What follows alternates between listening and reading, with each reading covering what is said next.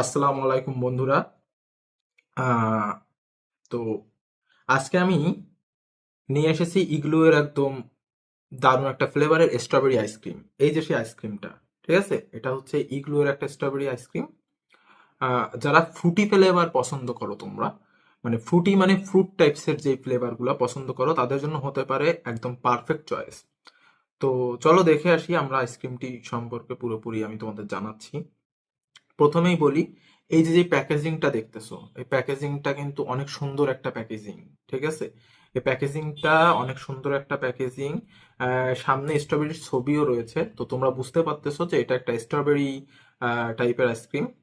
ঠিক আছে, আইসক্রিমটির টেক্সচারে কিন্তু স্পষ্ট বোঝা যাচ্ছে।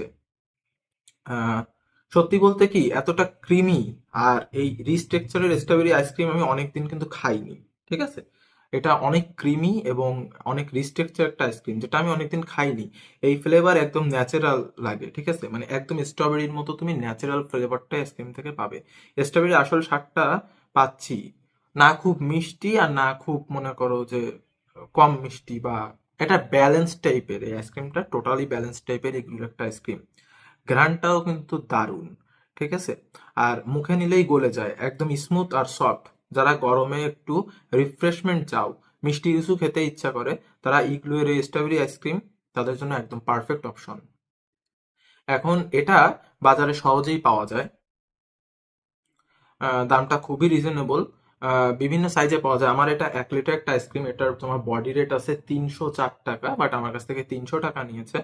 তো আমি সেটাই বললাম যে এটা হচ্ছে 304 টাকা বডি রেট থাকলেও 300 টাকা নিয়েছে, এবং এই আইসক্রিমটা আমি 10 আউট অফ, আমি আইসক্রিমটাকে 9 দিব।